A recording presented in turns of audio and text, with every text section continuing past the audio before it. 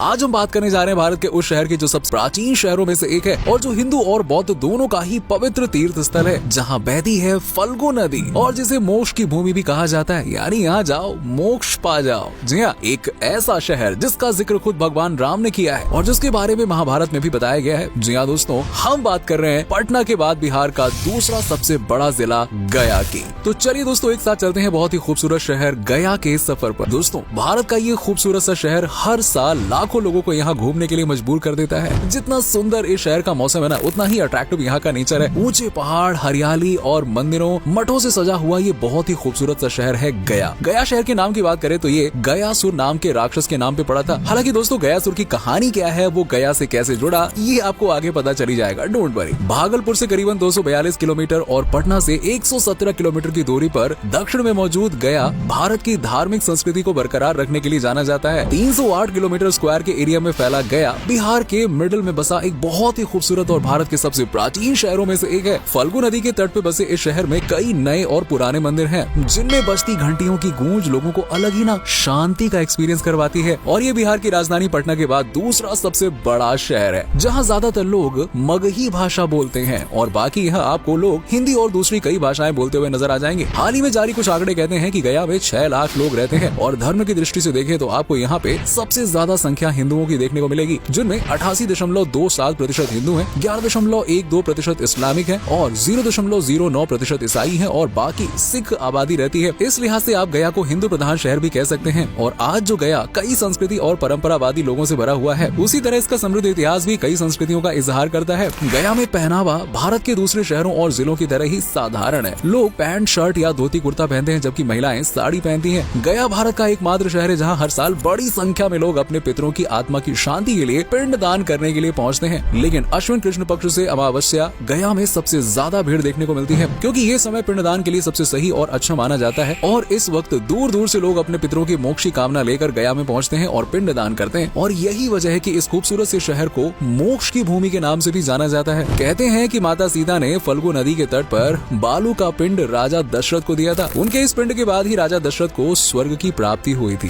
दोस्तों, बहुत कम लोग जानते हैं, लेकिन जब भी भारत के प्राचीन शहरों की बात आती है तो उस लिस्ट में गया का नाम जरूर शामिल होता है। और ये भारत का वो शहर है जिसका जिक्र रामायण से लेकर महाभारत तक में मिलता है। कहा जाता है कि गयासुर नाम का एक राक्षस हुआ करता था, जिसने कठिन तपस्या और ब्रह्मा जी को खुश कर दिया था और वरदान में मांगा कि उसका शरीर देवताओं की तरह पवित्र हो जाए और उसके दर्शन करने मात्र से ही सबके पाप मुक्त हो जाएं। बस फिर क्या था, हुआ भी कुछ ऐसा ही। गयासुर के दर्शन करके ही लोग पाप से मुक्ति पाने लगे और हर तरफ पाप बढ़ गया था, जिस वजह से देवता परेशान हुए और उन्होंने गयासुर से यज्ञ करने की जगह मांगी। गयासुर ने यज्ञ अपने ही शरीर पर करने को कहा और उसका शरीर करीबन 5 कोस में फैल गया। अब इसी 5 कोस में आज के समय में गया फैला हुआ है। और यज्ञ के बाद गयासुर ने एक और वरदान मांगा कि ये स्थान लोगों को मोक्ष देने के लिए बना दिया जाए। तभी से गया में पिंडदान की परंपरा चली आ रही है।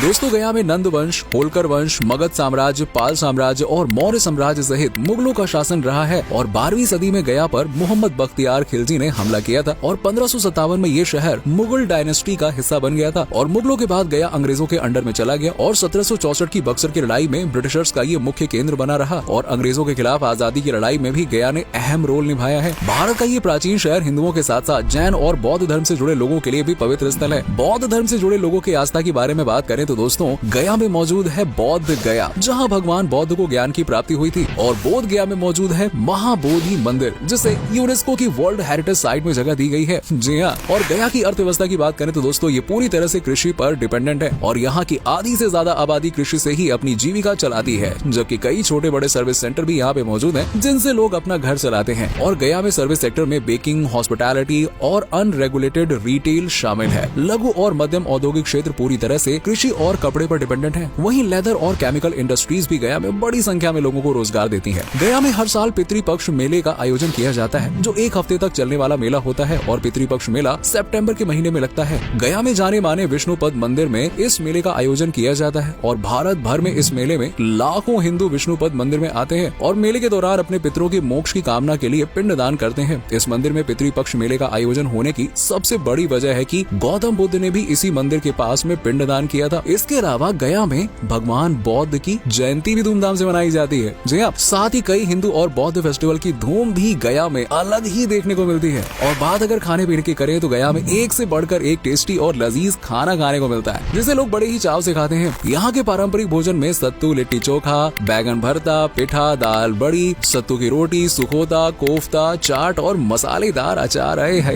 ये सारी चीजें शामिल रहती है। इनके अलावा गया में सबसे ज्यादा पसंद किया जाता है तिलकुट, खाजा और केसरिया पेड़ा। पेड़े की तो क्या ही बोलो यार, गजब का टेस्टी होता है जिसे खाते ही लोग गया बार बार आने के सपने देखते हैं। चलिए अब जानते हैं गया में घूमने के लिए आखिर क्या क्या है। सबसे पहले बात करते हैं विष्णुपद मंदिर की। 1787 में होलकर वंश की महारानी अहिल्याबाई द्वारा बनाया गया विष्णुपद मंदिर गया के प्रमुख मंदिरों में से एक है, जहाँ हर साल बड़ी संख्या में लोग दर्शन करने के लिए पहुँचते हैं। और मंदिर की खास बात यह है कि इसे काले पत्थरों से बनाया गया था। सदियों पुराने इस मंदिर में भगवान विष्णु के पवित्र पद चिन्ह बने हुए हैं और फल्गु नदी के दूसरे किनारे पर विष्णुपद मंदिर की ठीक सामने ही बना हुआ है सीता कुंड, जो कि अपने आप में एक अद्भुत जगह है। कहा जाता है कि यहाँ भगवान श्री राम ने अपने पिता राजा दशरथ जी का पिंडदान किया था। गया में सबसे ज्यादा देखी जाने वाली जगह और सेंटर ऑफ अट्रैक्शन है महान बुद्ध प्रतिमा, यस, जो कि अपने आप में एक अद्भुत कारीगरी है। दोस्तों, इस मूर्ति को देखने के लिए देश विदेश से लाखों की संख्या में लोग यहाँ पे गया में पहुँचते हैं और ये मूर्ति 64 फुट ऊंची है और इसमें भगवान बुद्ध को बहुत ही ध्यान में दिखाया गया। एकदम देख के ना लगता है कितनी शांति है। और दोस्तों, मंदिरों की इस नगरी में एक और प्रसिद्ध मंदिर मौजूद है जिसे मंगला गौरी मंदिर के नाम से जाना जाता है। इस मंदिर के बारे में कई ग्रंथों में जिक्र किया गया है और यही वजह है कि ये मंदिर पूरी दुनिया में फेमस है और हिंदुओं की आस्था का केंद्र है। ये मंदिर माँ दुर्गा को समर्पित है। इसके अलावा साल 2000 में यूनेस्को की वर्ल्ड हेरिटेज साइट्स में शामिल होने वाले महाबोधि मंदिर में एक अलग ही सुख और शांति का एहसास होता है, जिसे एक्सपीरियंस करने के लिए बड़ी संख्या में श्रद्धालु और टूरिस्ट मंदिर में पहुंचते हैं। खासकर बौद्ध धर्म को मानने वाले लोगों की भीड़ यहाँ पे सबसे ज्यादा रहती है। और साथ ही मंदिरों की इस नगरी में ही मौजूद है प्राचीन डुंगेश्वरी गुफा मंदिर, जहाँ जाने मात्र से ही आप एक अलग ही शांति का एहसास करेंगे। एक और मंदिर है जहाँ आप जा सकते हैं, वो है प्रेतशिला मंदिर। प्रेत का नाम सुनकर ये ना सोचेगा कि ये मंदिर भूत प्रेतों को समर्पित है, ऐसा कुछ भी नहीं है। बल्कि प्रेतशिला मंदिर तो गया में पहाड़ियों पर मौजूद एक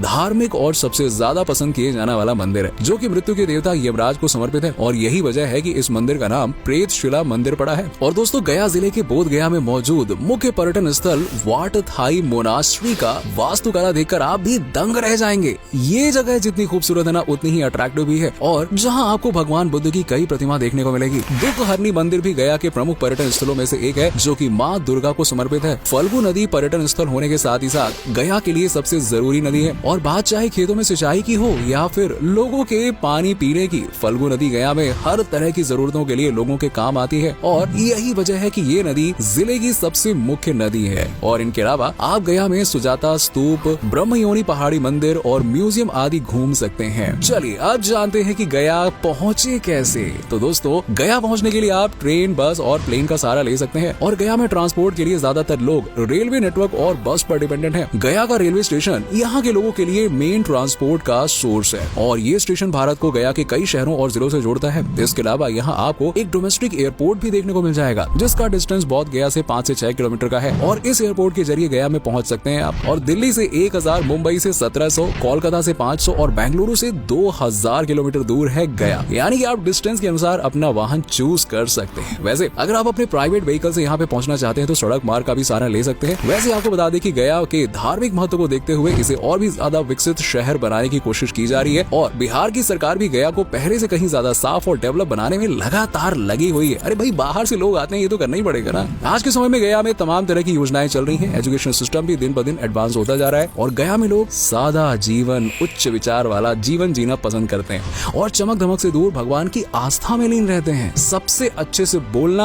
और किसी की भी मदद करने के लिए गया के लोग पहचाने जाते हैं। उम्मीद है कि आपको बिहार का ये खूबसूरत सा शहर पसंद आया होगा। वैसे अगर आप भी गया जाना चाहते हैं तो जल्दी कीजिए, क्योंकि गया जाने का सबसे अच्छा मौका अगस्त और सितंबर में होता है। मॉनसून में गया का जो नजारा होता है ना, वो आपका दिल खुश कर देगा। बाकी आप चाहे तो किसी भी मौसम में गया जा सकते हैं। गया के लोग आपका स्वागत करने के लिए तैयार बैठे हैं। लेकिन फिलहाल आपको ये शहर और हमारा वीडियो कैसा लगा, नीचे कमेंट सेक्शन में कमेंट करके बताइए। अगर आप में से कोई गया से है या फिर बिहार से है तो हमें ये बताइए कि आप वहाँ पे कैसा लगता है। वीडियो अच्छी लगी हो तो इसे लाइक करें, शेयर कीजिएगा